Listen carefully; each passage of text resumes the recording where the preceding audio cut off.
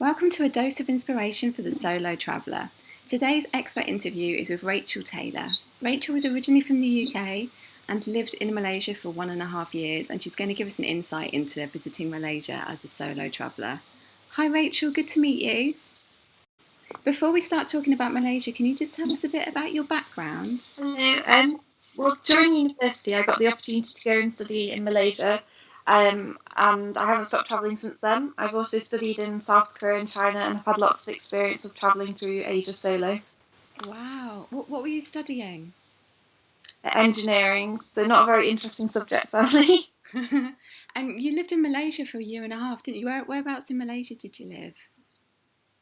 I lived just outside KL, so it was in the middle of a palm plantation, so it was quite rural where it was, and it was a great opportunity to get to know the locals. Wow, and what drew you to Malaysia specifically?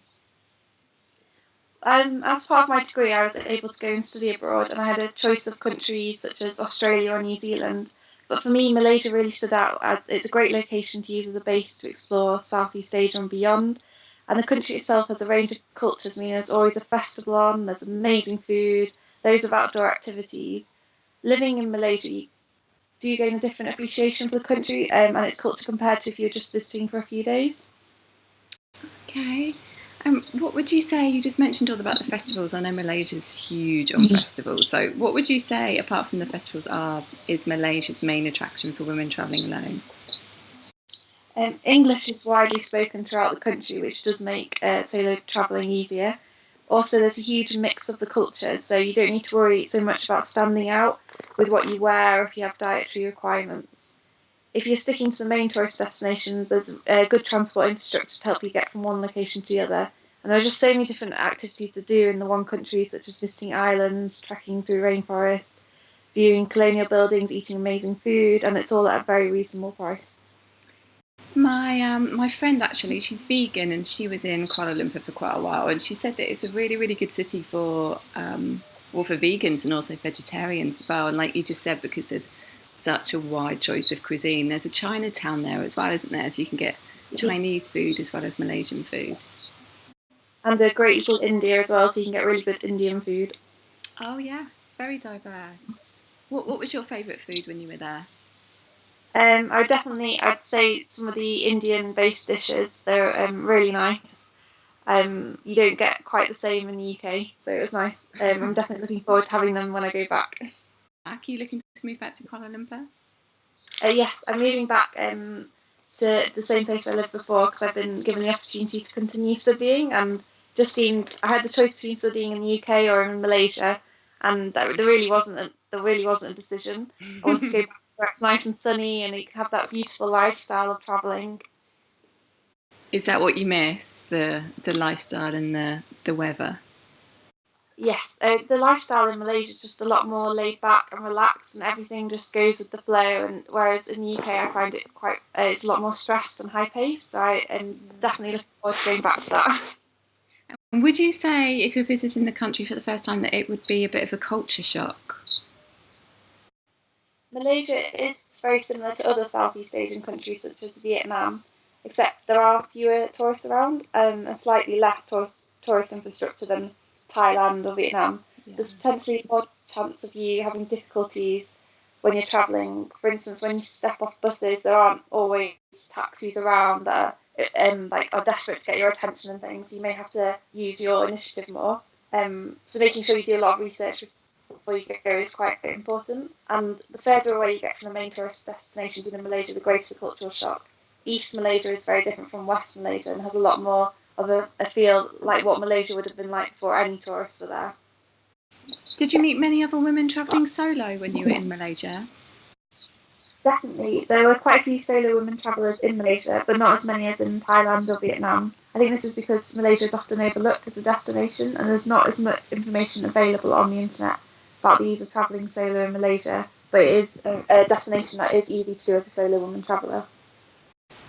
That's true, actually. I know that when I went, Malaysia's just got so much to offer, and you mentioned it before with the islands as well, and then you've also got the Petronas Towers, which are just kind of boggling when you just look at them. They're just so huge, which are in Kuala Lumpur. Are there any hidden gems in the country that people should definitely visit when they go? Less tourists head over to East Malaysia, and particularly Sarawak, where you can see the orangutans and the Gunung Mulu National Park, which is a UNESCO site. And you can also see Malaysia's national flower, which is the largest flower in the world. Wow. I think one of the best Malaysian hidden gems has to be the food. Lots of people know how good the food is in Malaysia, and they make sure they try the satay or the rendang curry, but there are so many local dishes that are not as well known, such as durian curry. And the best way to find out about them is to interact with the locals as you're travelling around. I didn't know about those dishes actually. Yeah, I think they're not in the main tourist restaurants. You have to get off to more of the local restaurants, and every state has a different dish, and you have to ask and befriend a local, and they'll definitely tell you. And they'll be wanting to show you. The locals are very friendly and just want to show tourists everything. So, if you only had 2 weeks to see the country, what would your perfect itinerary be? And we'll start off with Kuala Lumpur. It's often overlooked as a city, I think, because people just use it as a transit destination. But there is a great vibe to the city. You can explore Chinatown, Lindia, the Petronas Towers, and only a short way out of the city is Frim, which is an opportunity to walk through a rainforest. Wow. Yeah, Penang Island is known for its mouth-watering food, and almost every year all my Malaysian friends will have at least one weekend over there where they'll just eat as much as they possibly can. And be very open-minded when you go though, because the best restaurants in Malaysia, I think, are often the ones that are quite basic inside and don't look that appealing from the outside, but they have amazing food. Yeah, so they look a bit more like a kind of canteen. Yeah. Yeah. And there's also great architecture there and street art in Georgetown, which is also UNESCO. If you go into Malaysia between February and October, which is outside monsoon season, then head over to Perhentians, which are some beautiful islands where you can go snorkeling with baby sharks and turtles and have some nice beach time.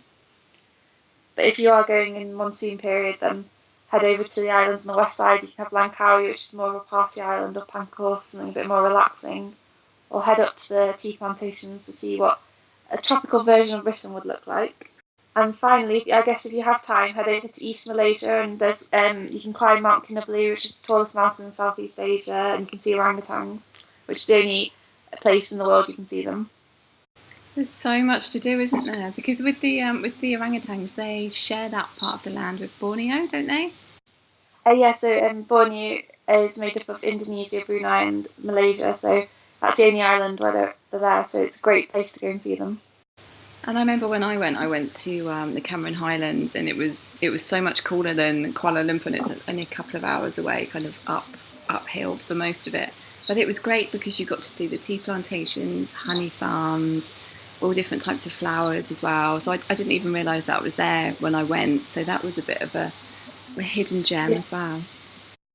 And then it's crazy to see you feel like you're stepping back in time into old England, I think, when you go up to the tea plantations. Yeah. With mock Tudor buildings and that's true. There's afternoon tea and things. Yeah, really, really interesting. Would you say it's easy to get around? Moving around Kuala Lumpur is really easy, though slightly awkward as there's several different public transport networks and none of them interconnect, which can be annoying at times. There are also lots of taxis around which you can get quite cheaply, but do be careful not to get ripped off. The main tourist destinations within Malaysia are fairly easy to get to with lots of buses, but if you want to get off the beaten track, you probably need to hire a car or something, as there are less buses. And be prepared, in Malaysia the buses are not deluxe, they often break down or they can take a really long time because of traffic, so leave lots of time. And when you get to islands such as Langkawi, I would suggest maybe hiring a car or a moped, as you can't rely on the buses to get around, but it's really cheap to do that there. Okay, fab. And is it easy to meet other people when you're travelling around?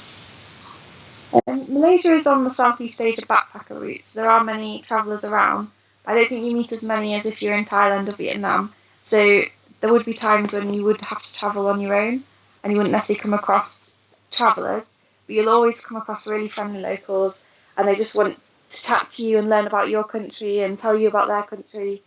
And there's a really good couch surfing network in Malaysia, and there's lots of locals on that are wanting to show, like, spend a day with you and show that you their city. That's great, isn't it? So you get free accommodation and a free tour guide. Yeah. Is there anything to do there in the evenings if you're a woman by yourself? In KL, there are numerous bar crawls, if that appeals to you, in the city. And there's also, again, the really strong couch surfing network, and they do several meetups a week. So make sure you check that out before you go. On the islands, there's often like bars where you can hang out and meet travellers. But in some of the more rural locations, there's very little to do in the evenings, really. But again, the locals are always very interested in what your life is like and why you're there. Oh, they sound really nice. Yes, they're one of the friendliest countries I've ever been to. So are there any particular areas that you would avoid in the country being a woman by yourself? I would say it is nice to get rural, but you do have to be slightly cautious. As a solo female traveller, some men don't understand the boundaries that as a woman you may have, and they can be over friendly. So do be cautious of that.